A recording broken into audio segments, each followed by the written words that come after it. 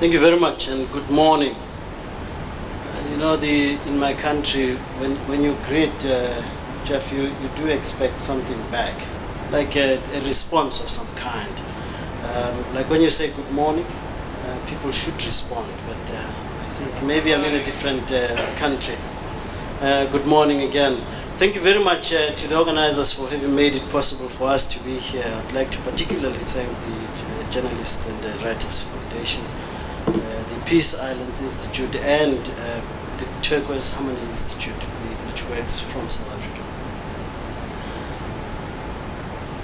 My talk today is titled Building Our Future Together, Insights from the Nelson Mandela Foundation on Participation for Sustainable Development. The Nelson Mandela Foundation has been an enthusiastic supporter of the UN-led process to identify sustainable development goals. In many ways, the process identifies what will be needed if these goals are to be achieved. And what we need is inclusive, consultative, participatory process which is bottom-up. We have promoted the process with our stakeholders, partners, and audiences, and have emphasized the importance of securing participation and partnership with young people. The process reminds me of South Africa's constitution drafting process in the 1990s under the leadership of Nelson Mandela. Much energy was spent in ensuring that all voices were heard, particularly those of young people. In addressing the nation in May 1996, as the process drew to a close, President Mandela said, and I quote, "The people seized the opportunity to have a say in the fundamental law that will guide our land towards a better life. From the educated and the illiterate, from our cities and our deepest rural areas, from business and labor, from adults and from children, too young to vote, but too young to feel, but not too young rather to feel their responsibility for their future. Indeed, across every contour of our society, our representatives were made to feel the pulse of the new South African nation. And so, guided by this unstoppable force of progress, our representatives mapped out the new democratic consensus in the new law.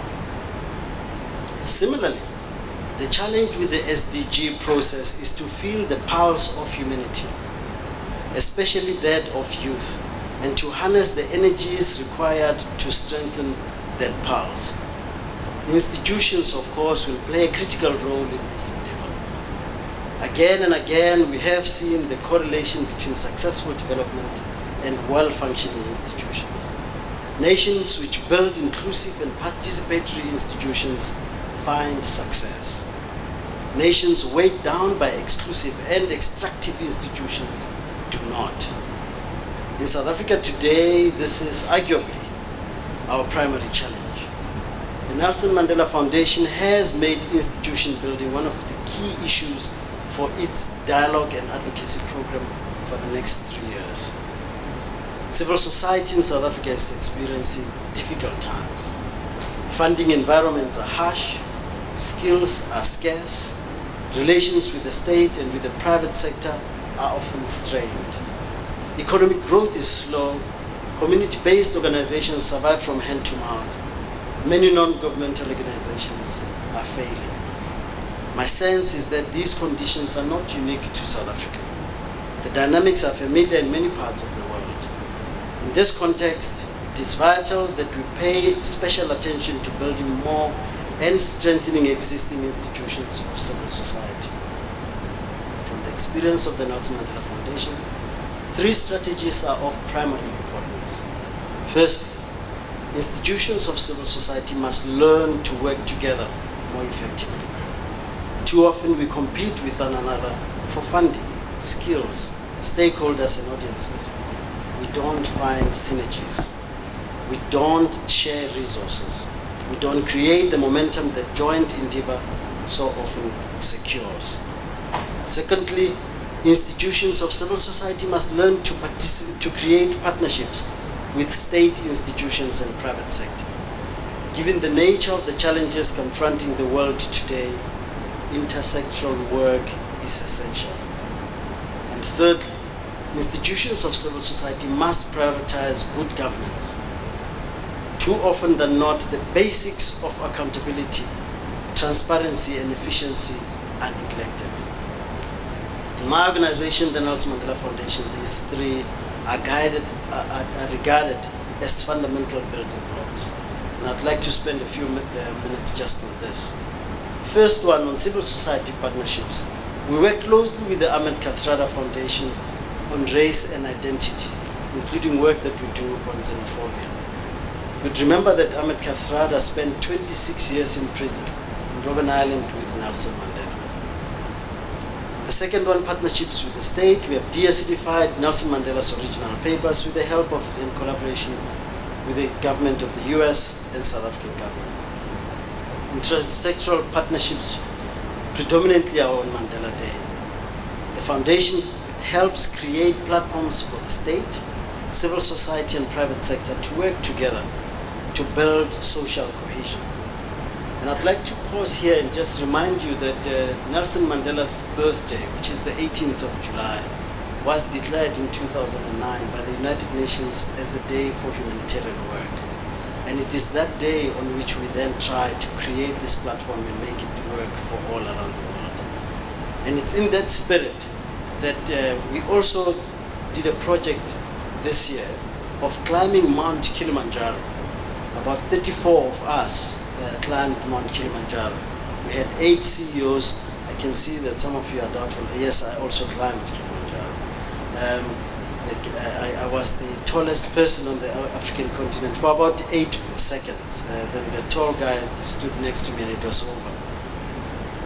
But we had 8 CEOs from both corporate and some of the NGOs. We had government reps, we had NGOs and celebrities in South Africa.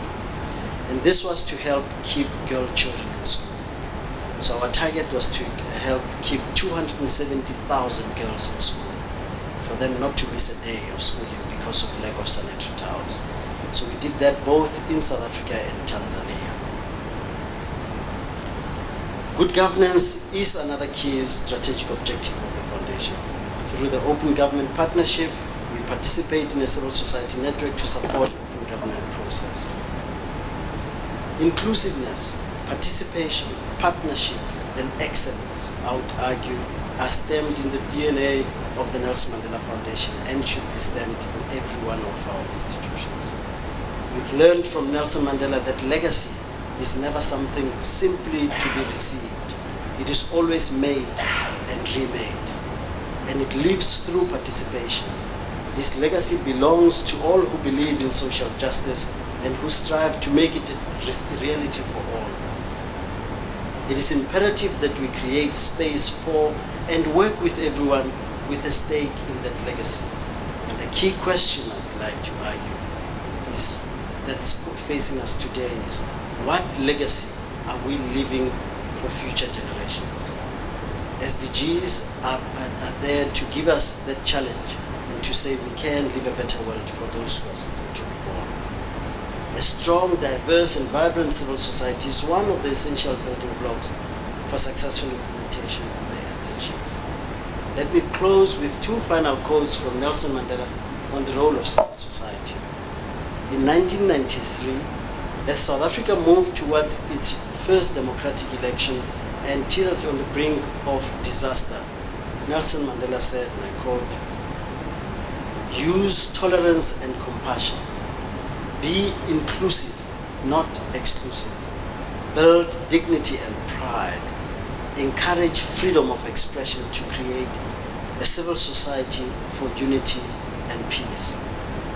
And in 1997, as president of the country, he called for increased participation in a civil society mobilized to campaign for justice and the protection of basic human rights.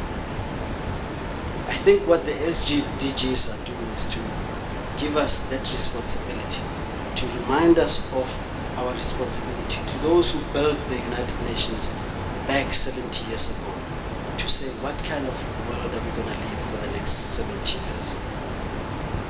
ask that question that Nelson Mandela says we should ask all the time. What are we doing to help build a country and the world?